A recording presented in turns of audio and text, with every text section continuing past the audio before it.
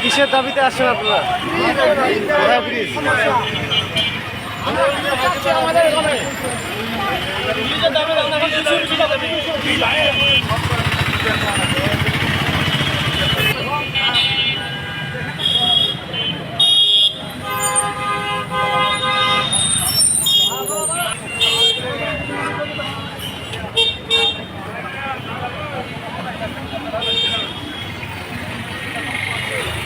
সামনে সেটি কিন্তু ব্রিজের দাবিতে তারা এই মানববন্ধনটি করছে।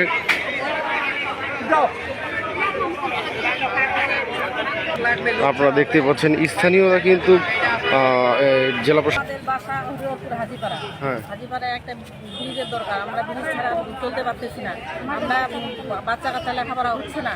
আমাদের হচ্ছে ন্যাংরা মানুষ, আমরা যাতায়াত করার অচল।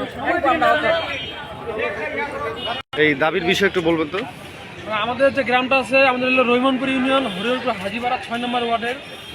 প্রায় আকচা ইউনিয়নে, রহিমনপুর ইউনিয়নে প্রায় 10,000 মানুষ চলাচল করে।